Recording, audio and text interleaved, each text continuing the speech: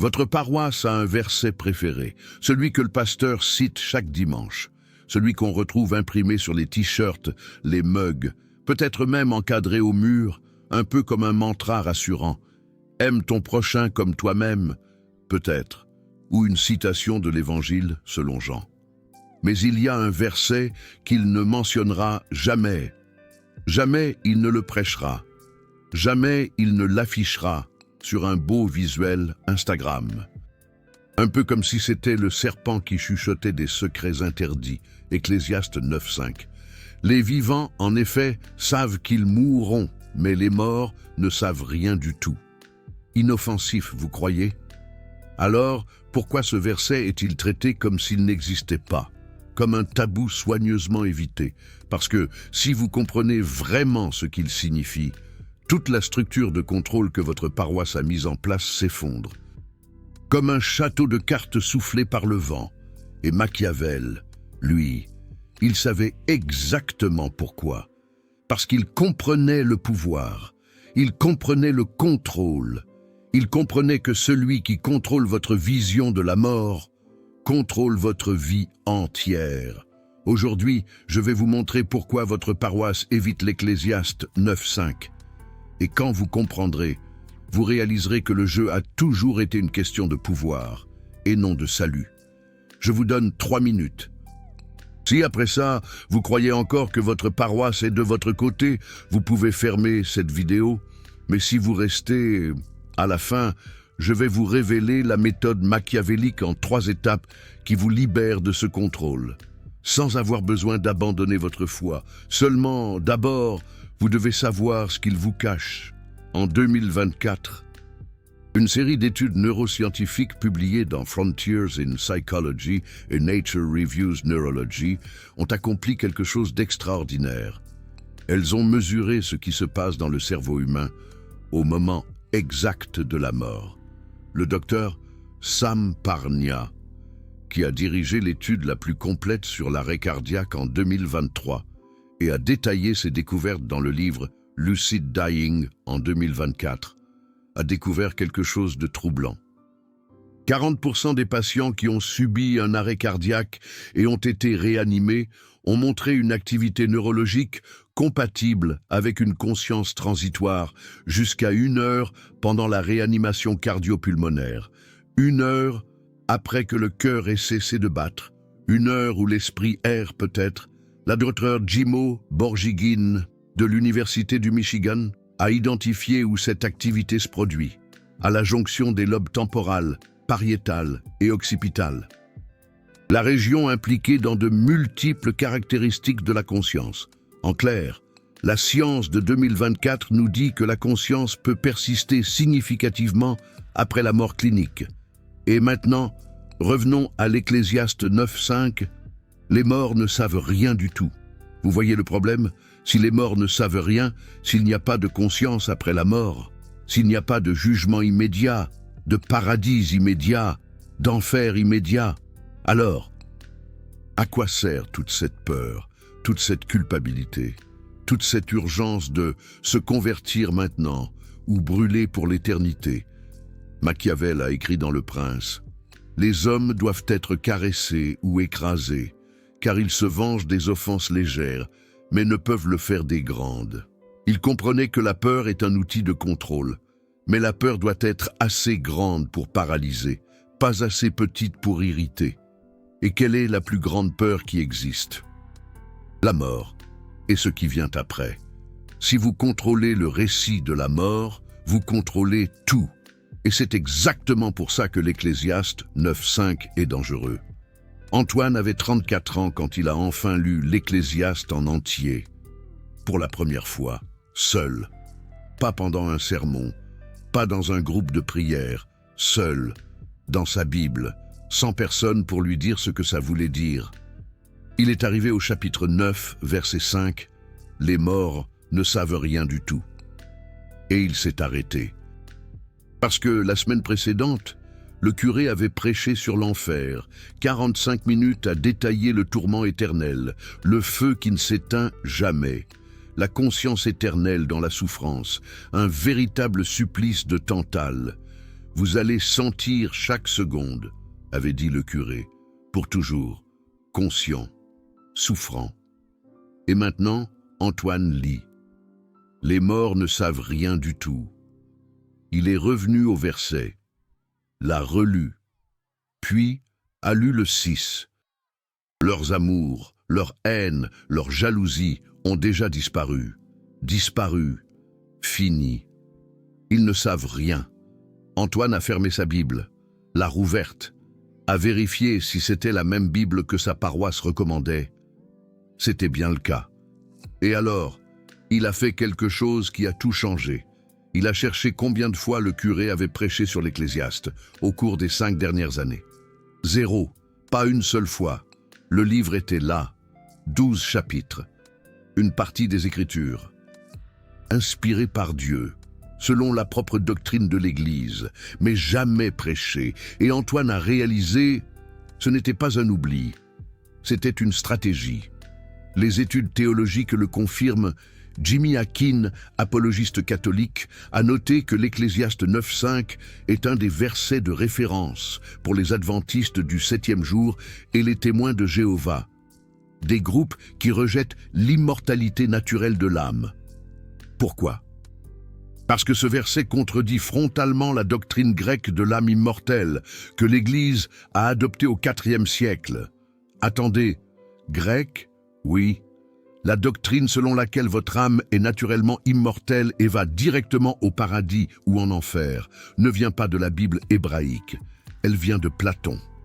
Platon enseignait que le corps est une prison temporaire et que l'âme est éternelle, immuable, immortelle par nature. Et quand le christianisme s'est fusionné avec la philosophie grecque dans les premiers siècles, cette idée a été absorbée, complètement, totalement. Mais le texte hébraïque, il dit le contraire. Ecclésiaste 9.5, ils ne savent rien. Psaume 146, 4. Leur souffle s'en va, ils rentrent dans la terre et ce même jour, leurs projets périssent. Psaume 6, 5. Car celui qui est mort n'a plus mémoire de toi, qui te louera dans le sépulcre. Psaume 115, 17. Ce ne sont pas les morts qui louent l'Éternel, ce n'est aucun de ceux qui descendent dans le lieu du silence. Verset après verset qui disent la même chose. La mort est inconscience, silence, non-existence temporaire jusqu'à la résurrection. Mais cette interprétation pose un problème gigantesque pour les églises. Si les morts ne savent rien, il n'y a pas d'enfer conscient maintenant. Pas de tourmente éternelle dans les flammes. Pas d'urgence d'accepter Jésus aujourd'hui avant qu'il ne soit trop tard. Et sans urgence, pas de peur. Et sans peur, pas de contrôle. Machiavel le savait il y a 500 ans. Il a écrit « Les hommes sont si simples et obéissent tellement aux nécessités présentes que celui qui trompe trouvera toujours quelqu'un qui se laisse tromper. » Contrôle par la mort. Contrôle par la peur de ce qui vient après. Et l'Ecclésiaste 9.5 détruit ce contrôle. C'est pour ça qu'il est ignoré. Maintenant, voici le retournement de situation que personne n'attend. Parce que, jusqu'à présent, vous vous dites peut-être « Ok, donc mon Église cache des versets. Et alors, est-ce que ça veut dire que je dois abandonner ma foi ?» Non. Ça veut dire que vous devez reprendre le contrôle sur votre propre interprétation, sur votre propre cheminement, sur votre propre relation avec le divin. Parce que Machiavel n'a jamais dit d'abandonner les institutions.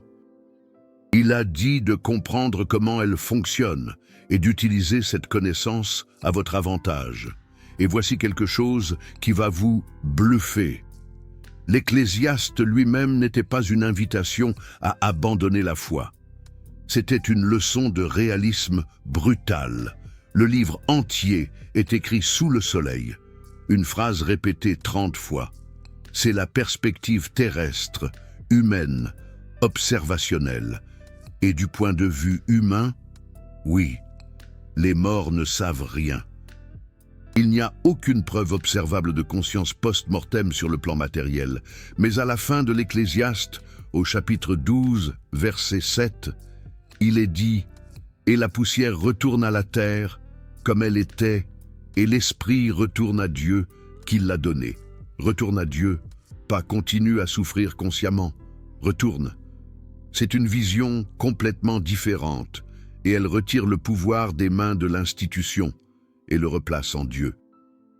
Mais votre Église ne veut pas que vous le sachiez, parce que si vous comprenez que la mort n'est pas un tourment éternel immédiat, mais un repos jusqu'à la résurrection, vous arrêtez d'avoir peur, et les gens, sans peur, ne sont pas contrôlables. Antoine a mis 3 mois à digérer ça, 3 mois à lire seul, à faire des recherches, à prier, sentant le sol se dérober sous ses pieds. Le premier mois, il a ressenti de la colère d'avoir été trompé, colère d'avoir vécu 34 ans dans la crainte d'un tourment qui n'a peut-être jamais existé de la façon dont on le lui avait enseigné. Le deuxième mois, il a ressenti de la confusion, parce que si cela était faux, qu'est-ce qui ne l'était pas? Si la doctrine de l'enfer conscient éternel était une manipulation, quelles autres doctrines l'étaient? Il a commencé à lire d'autres textes que l'Église évitait. L'Ecclésiaste entier, des psaumes entiers. Pas seulement des versets isolés, le livre de Job, du début à la fin, et une constante est apparue, une constante perturbante. Chaque fois que le texte hébraïque parlait de la mort comme d'un sommeil, comme d'une inconscience, comme d'un repos, il y avait une note de bas de page dans la Bible d'études de l'Église expliquant que cela signifie en fait autre chose. À chaque fois, sans exception, comme si le texte ne pouvait pas dire ce qu'il disait. Et Antoine a réalisé, ce n'était pas de l'interprétation, c'était de la censure, déguisée en herméneutique. Le 3e mois, il a finalement compris ce que Machiavel aurait compris immédiatement. Cela n'a jamais été une question de théologie.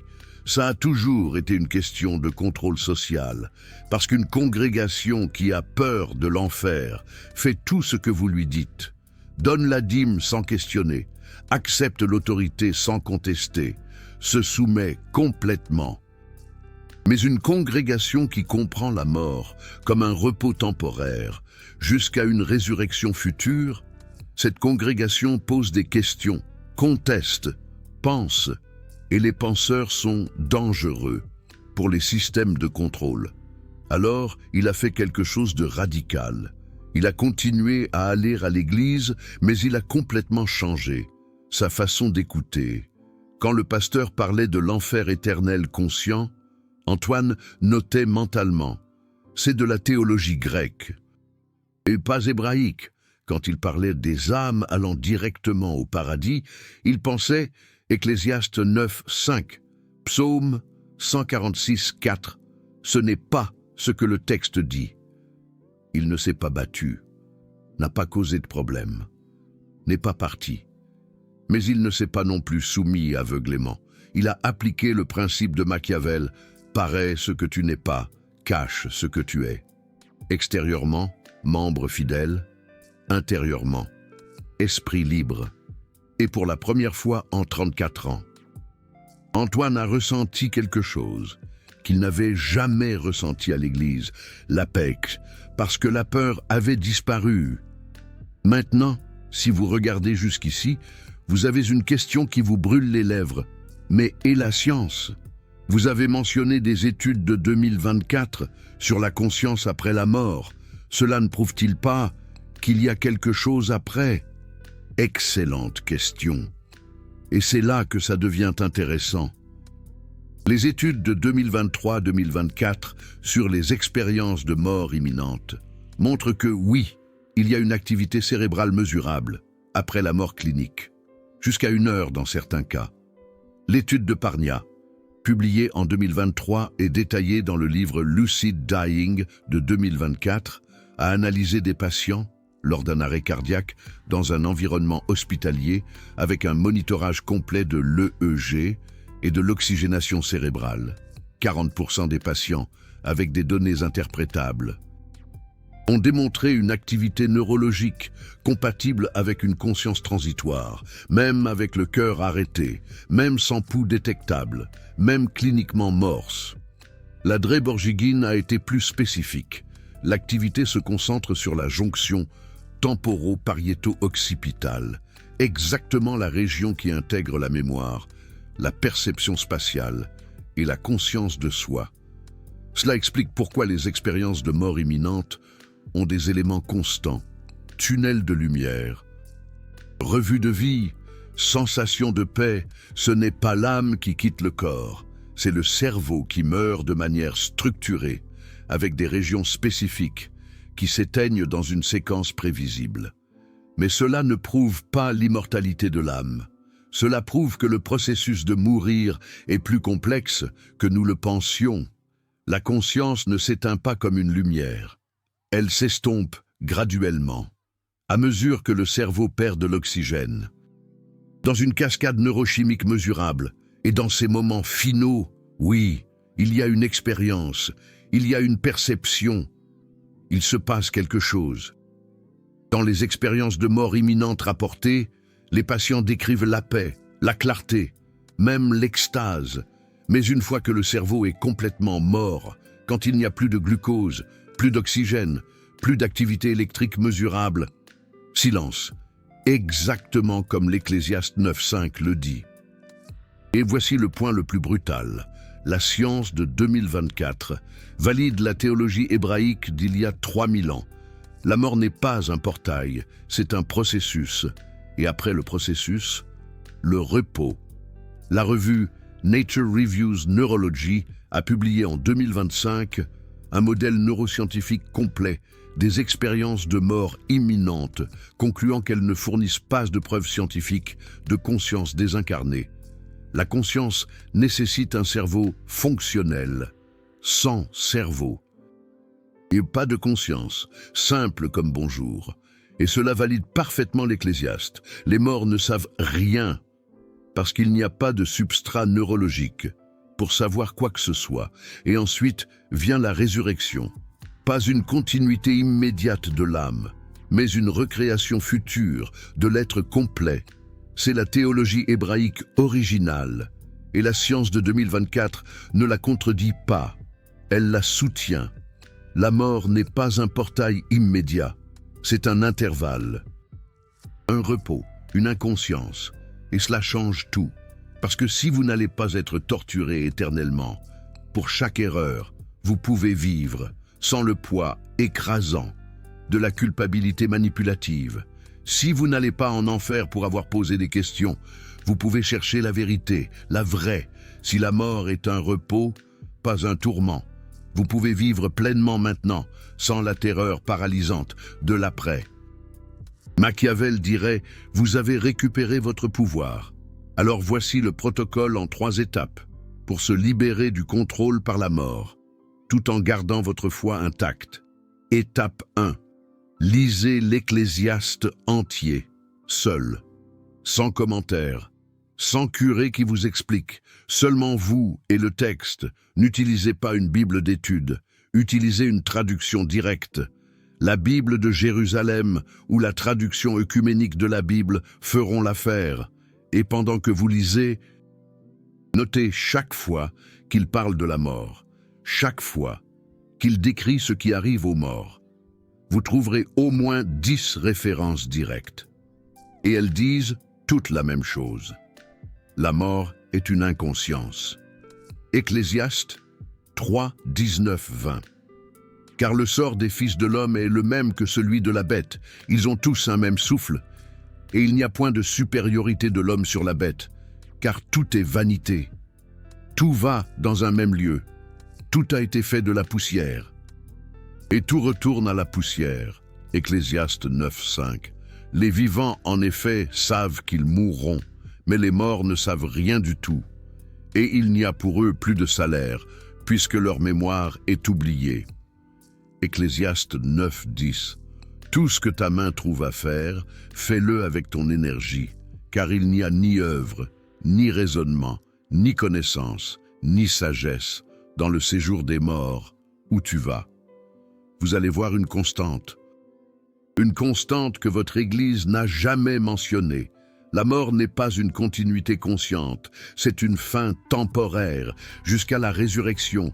Et quand vous verrez ce schéma de vos propres yeux, sans le filtre d'une doctrine, quelque chose changera en vous. Étape 2, comparez avec ce que votre Église enseigne sur la mort et l'au-delà. Faites une liste physique. Prenez du papier et un stylo. C'est important.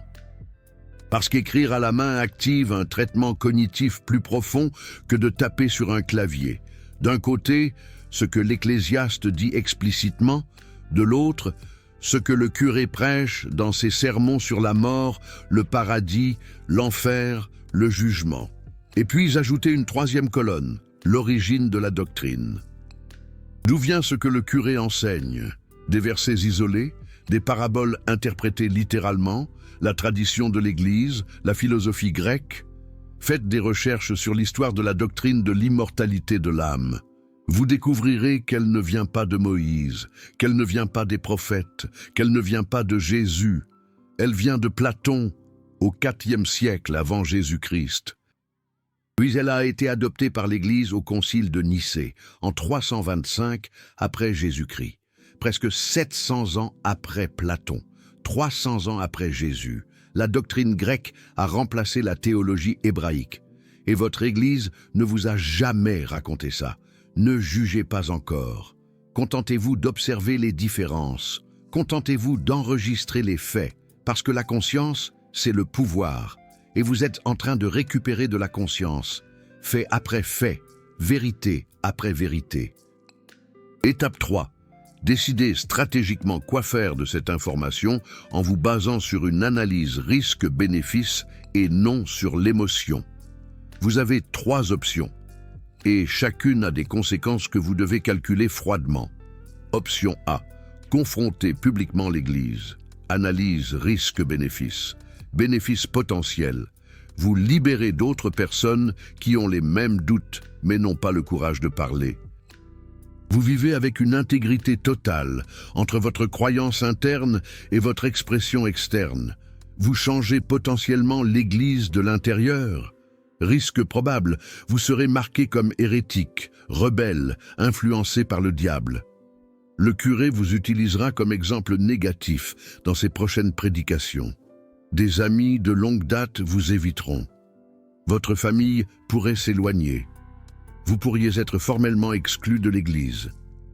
Résultat le plus probable, marginalisation sociale complète, expulsion, zéro changement dans l'Église, parce que les systèmes ne changent pas par confrontation frontale, ils changent par érosion lente. Machiavel dirait « N'attaquez jamais un ennemi que vous n'avez pas besoin d'attaquer, et n'attaquez jamais frontalement quand vous pouvez vaincre par une manœuvre latérale. » La confrontation publique est une satisfaction émotionnelle, pas une stratégie efficace. À moins que vous ne soyez prêt à tout perdre pour sauver les autres, ne choisissez pas cette option, option B, quittez l'Église silencieusement. Analyse risque-bénéfice, bénéfice potentiel, liberté totale et immédiate. Plus d'hypocrisie, plus de simulacre. Vous pouvez chercher une communauté dans des endroits qui valident votre nouvelle compréhension. Paix mentale instantanée. Risque probable. Perte d'un réseau social construit au long d'années ou de décennies. Si votre famille est à l'Église, tension familiale sévère. Isolement social possible si l'Église était votre seul cercle. Étiquette de déviant, égaré, trompé par le monde. Résultat le plus probable, liberté avec un coût social élevé. Vous gagnez en autonomie spirituelle, mais vous payez avec vos relations, selon votre âge et votre contexte. Cela peut être dévastateur ou libérateur. Machiavel dirait « Il vaut mieux être renard que lion ». Parce que le lion ne se défend pas des pièges, et le renard ne se défend pas des loups. Nous devons être renards pour reconnaître les pièges et lions pour chasser les loups. Quitter l'Église est une tactique de lion, frontale, honnête, puissante. Mais si le piège social est trop fort, vous tombez dedans en partant. Option C, Appliquez Machiavel. Restez extérieurement, mais intérieurement libre. Utilisez la communauté pour la connexion sociale. Mais ne plus jamais permettre le contrôle mental. Analyse risque-bénéfice, bénéfice potentiel. Vous conservez tous les bénéfices sociaux de l'Église, communauté, amitié, soutien en cas de crise, réseau de relations. Mais vous récupérez une autonomie totale sur vos croyances. Vous devenez un observateur anthropologique et non plus un participant aveugle. Vous pouvez même influencer d'autres personnes discrètement au fil du temps. Risque probable. Dissonance cognitive constante entre ce que vous savez et ce que vous faites semblant d'accepter. Sensation d'hypocrisie qui peut corroder votre paix. Risque d'être découvert et de subir les conséquences de l'option A sans avoir choisi la confrontation. Résultat le plus probable. Équilibre pragmatique. Vous devenez un membre fonctionnel sans être un croyant soumis. Vous chantez les cantiques, vous participez aux événements, mais vous pensez librement. C'est ce que Machiavel appellerait la vertu, la capacité d'adapter son apparence à la nécessité sans perdre son essence interne. Machiavel a écrit « Tout le monde voit ce que vous semblez être, peu sentent ce que vous êtes réellement ». Et ces quelques-uns n'osent pas s'opposer à l'opinion des nombreux. Traduction. Contrôlez votre apparence, protégez votre essence, choisissez qui vous connaît réellement. Cette option requiert plus de sophistication psychologique. Elle n'est pas faite pour ceux qui ont besoin d'une cohérence absolue entre l'intérieur et l'extérieur. Elle est faite pour ceux qui comprennent que le pouvoir réel vient de l'autonomie silencieuse, pas de la rébellion publique. Machiavel choisirait C sans hésiter, parce que le pouvoir réel n'est pas une rébellion dramatique, c'est l'autonomie silencieuse, mais vous pouvez choisir A ou B. Cela dépend de votre contexte, de vos besoins, de votre structure psychologique, de votre capacité à supporter la dissonance, de la valeur que vous attribuez à la communauté par rapport à l'intégrité absolue. L'important, c'est que maintenant, vous pouvez choisir. Vous avez les 3 options cartographiées avec leurs risques et leurs bénéfices. Parce que vous savez, et la connaissance sans action n'est que de l'information. La connaissance avec une stratégie est le pouvoir. Et la connaissance est un pouvoir que personne ne peut vous enlever. Antoine a aujourd'hui 37 ans. Il va toujours à la même église. Il chante toujours les mêmes cantiques, mais quand le curé parle de tourment éternel, Antoine sourit intérieurement. Parce qu'il sait quelque chose que la plupart des gens là-bas ne savent pas, il n'a pas peur. Et un homme sans peur dans une salle remplie de gens effrayés, c'est l'homme le plus puissant de la salle. Il n'a pas besoin de crier, il n'a besoin de rien prouver, il a juste besoin de savoir. Et maintenant, vous aussi, vous savez, Ecclésiaste 9.5 n'est pas une hérésie, c'est une libération. Votre Église saute ce verset parce qu'il enlève la peur. Et sans peur, vous ne pouvez pas être contrôlé. Mais Machiavel a enseigné que le vrai pouvoir ne vient pas de contrôler les autres, il vient de ne pas être contrôlable. Et aujourd'hui, vous êtes devenu incontrôlable. Mais attention, incontrôlable ne signifie pas insoumis à Dieu. Cela signifie insoumise aux systèmes humains de contrôle, qui utilisent Dieu comme outil. Il y a une différence monumentale entre la foi véritable et la soumission institutionnelle. La foi véritable questionne, investigue, cherche la vérité même quand elle est inconfortable. La soumission institutionnelle accepte, répète, craint de questionner parce qu'on lui a enseigné que le doute est un péché. Mais tout l'Ecclésiaste est un exercice de questionnement brutal de la réalité. Et il est dans la Bible, inspiré par Dieu, selon la doctrine elle-même. Alors si Dieu a inspiré le questionnement, qui est le curé pour l'interdire? Et aujourd'hui, vous êtes devenu incontrôlable. Et cela ne vous éloigne pas de Dieu. Ça vous rapproche, parce que maintenant vous cherchez la vérité, pas le confort institutionnel. Vous venez de découvrir pourquoi votre paroisse cache le verset le plus libérateur de la Bible. Et maintenant que vous le savez, Vous avez le choix, vivre dans la peur ou vivre avec le pouvoir. Ce genre de contenu brut et sans filtre sur la religion, le pouvoir et le contrôle mental coûtent cher parce que les algorithmes des réseaux sociaux pénalisent les vidéos qui défient les institutions. Chaque vidéo comme celle-ci a une portée réduite, une monétisation limitée, un shadow ban garanti. Mais je continue à le faire parce que quelqu'un doit dire la vérité, que personne n'a le courage de dire. Si cette vidéo vous a libéré d'une peur que vous portiez depuis des années, le super thanks juste en dessous n'est pas seulement un soutien financier. C'est vous qui dites « Continue à révéler ce qu'il cache. Je veux la vérité, pas le confort. » Quand vous cliquez sur ce cœur doré, vous financez la prochaine vérité brutale qui va libérer une autre personne. Vous n'êtes pas seulement un spectateur, vous êtes complice de la vérité. Et dans un monde de mensonges confortables, être complice de la vérité est un acte révolutionnaire. Maintenant, laissez un commentaire disant « Ecclésiaste 9:5 ». Si vous avez eu le courage de lire le verset complet après cette vidéo, ou si vous êtes curé et que vous voulez réfuter tout ce que j'ai dit ici, commentez aussi. Mais apportez des versets, pas seulement la doctrine.